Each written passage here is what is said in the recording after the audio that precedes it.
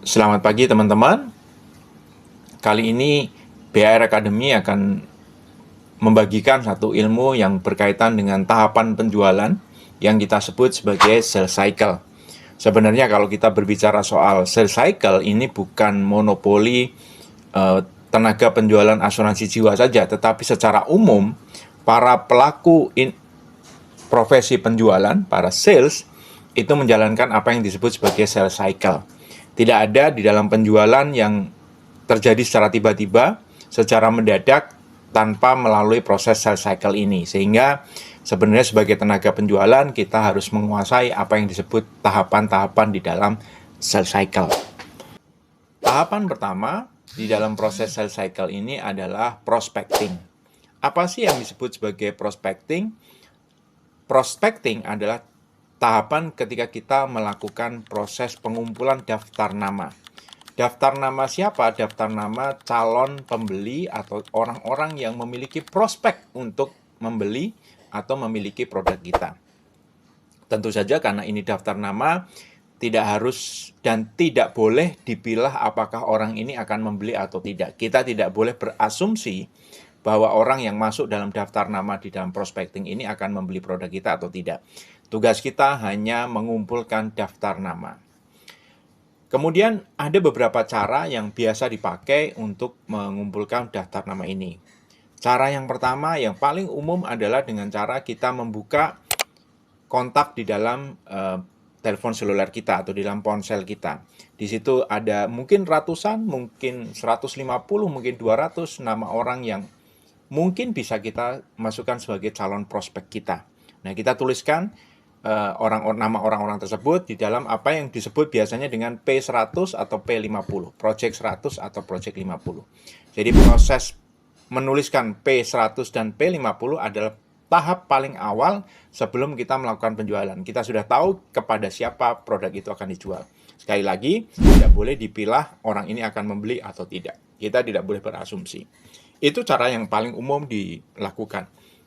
Cara yang kedua yang biasa dilakukan adalah melakukan apa yang disebut sebagai pekerjaan canvassing. Pekerjaan canvassing, kalau misalnya kontak kita sudah habis, prospek kita sudah habis, kita melakukan proses canvassing, kita berkeliling, kita mencari kontak-kontak baru dengan canvassing tersebut. Kita datang ke kantor-kantor, kita datang ke toko-toko gitu ya, mengumpulkan daftar nama dengan bercerita bahwa kita mungkin sedang melakukan riset. Ada trik-trik yang biasa dilakukan seperti ya tadi, saya sedang melakukan riset, saya sedang melakukan penelitian, kemudian orang itu diminta memberikan respon dan paling penting adalah nama, nomor telepon, alamat email, dan alamatnya. Itu sebagai bagian dari prospecting. Bahkan sekarang kalau kita bicara canvassing, itu ada cara baru yang disebut sebagai digital canvassing. Bagaimana cara digital canvassing adalah dengan cara kita bisa follow akun-akun Instagram yang followersnya banyak, kemudian terutama yang berkaitan dengan keuangan, karena ini adalah berkaitan dengan industri asuransi. Follow akun-akun yang berkaitan dengan industri jasa keuangan, dan di situ kita bisa merespon beberapa komen yang memang berkaitan dengan perencanaan keuangan. Itu cara yang pertama. Kemudian cara yang lain misalnya dengan melakukan apa yang disebut sebagai live Instagram atau live TikTok misalnya.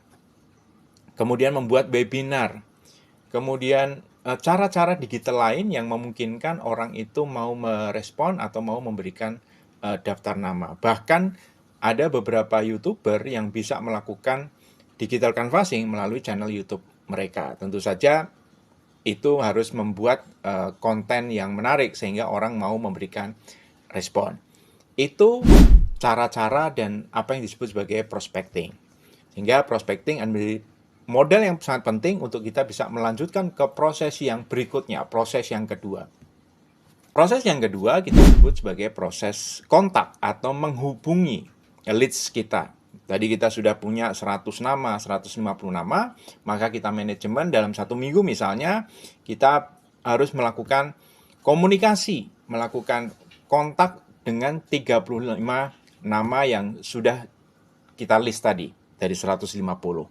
Setiap minggu kita targetkan 35 nama, kita melakukan apa yang disebut sebagai janji temu. Kita menghubungi, kemudian kita melakukan janji temu. Dan dalam hal membuat berkomunikasi ini ada beberapa cara. Tidak harus telepon, mungkin juga bisa melalui pesan WhatsApp.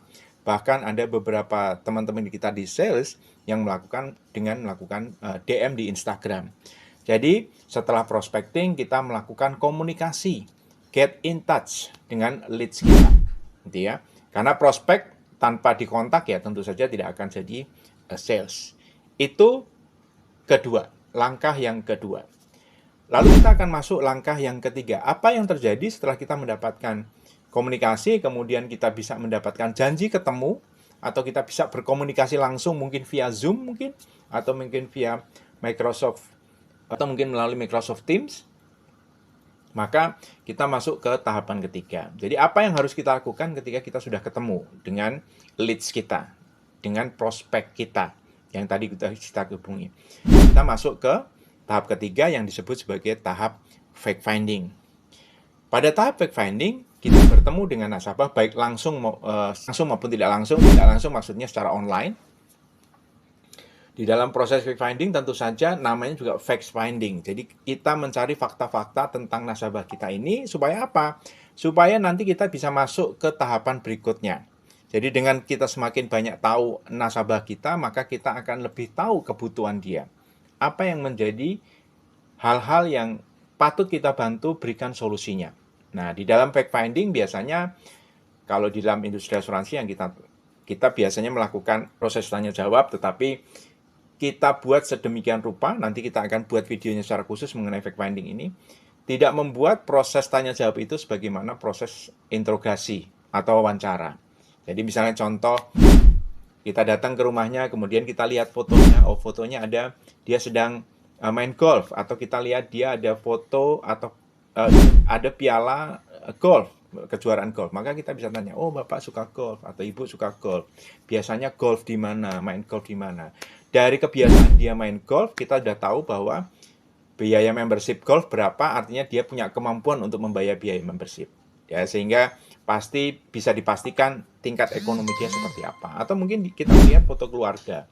Oh, anaknya ada 2. Kelihatan anaknya masih kecil-kecil. Kebutuhan dia bisa kemungkinan adalah mengenai dana pendidikan karena anaknya masih kecil-kecil. Jadi tanpa harus bertanya langsung, dengan cara melihat foto, kita bisa mendapatkan informasi. Tinggal nanti kita konfirmasi. Oh, anaknya sekolah di mana sekarang? Kelas berapa? Nah, dari situ kita tahu nih umurnya kira-kira berapa. Sampai dengan kuliah butuh waktu berapa lama lagi dan butuh biaya berapa. Di mana dia nanti pengen kuliahnya, itu juga sesuatu yang kita bisa gali.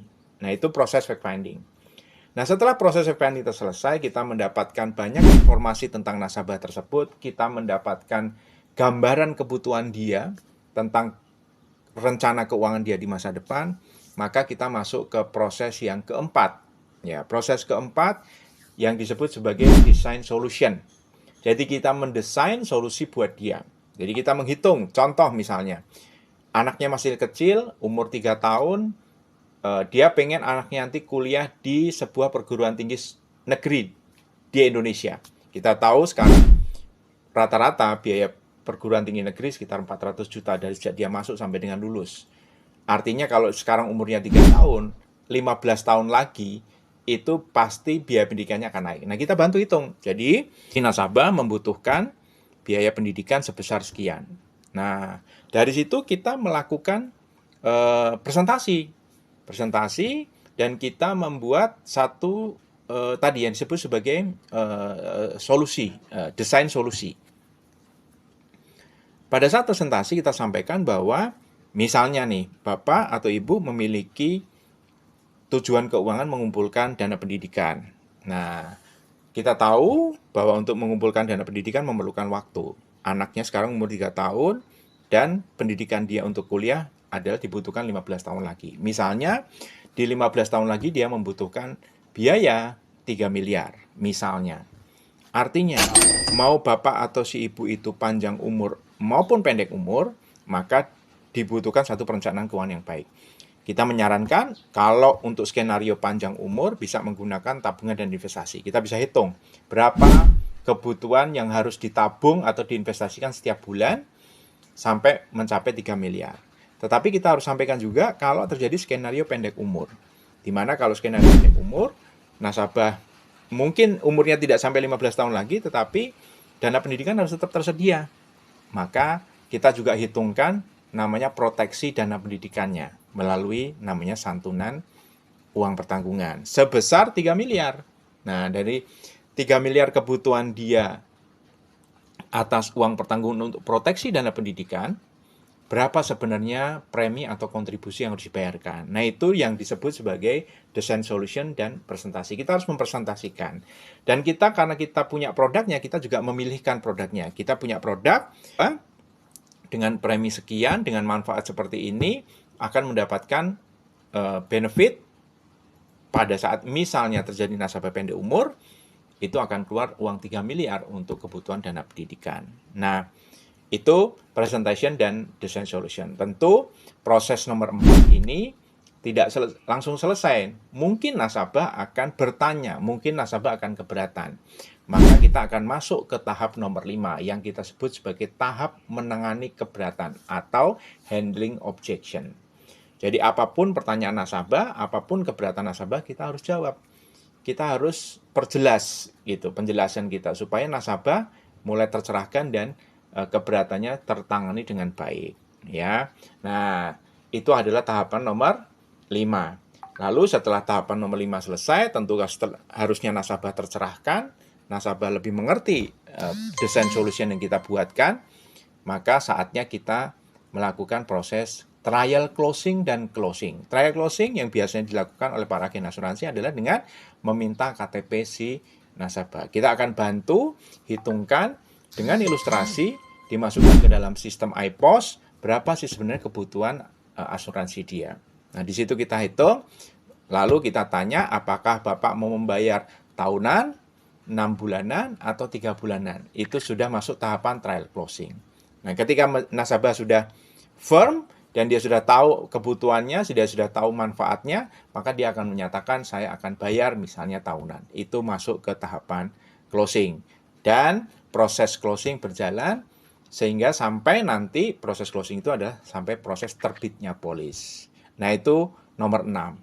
Apakah selesai sampai di sini? Tidak. Tentu saja kita sebagai sales berharap ada penjualan lanjutan. Nah, sehingga di proses nomor 7, kita akan masuk apa yang disebut sebagai after sale service. Di dalam proses after sale service ini, yang kita lakukan adalah kita mengantar polis, atau mungkin kita punya bingkisan untuk nasabah, untuk anaknya nasabah, plus jangan lupa meminta referral. Kita boleh tanyakan, Bapak, Ibu, dalam prosesnya apakah Bapak, Ibu puas dengan pelayanan saya?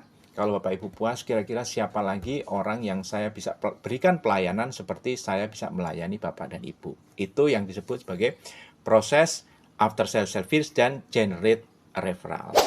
Jadi ada 7 proses, ada 7 cycle yang harus dijalani dalam melakukan penjualan. Tentu saja ini akan semakin lama, semakin alami, dan mungkin semakin alami kita semakin tidak merasakan bahwa ini ada 7 step. Seolah-olah ini ada hanya satu pekerjaan rutin biasa. Memang butuh pembiasaan, tetapi saya yakin kalau teman-teman rajin melakukan sales cycle, maka closing adalah suatu keniscayaan yang pasti terjadi. Jadi itu pelajaran dari BHR Academy pada hari ini. Semoga teman-teman bisa mendapatkan pencerahan dari sini dan selamat melakukan penjualan. Happy selling. Terima kasih. Semoga video ini menginspirasi.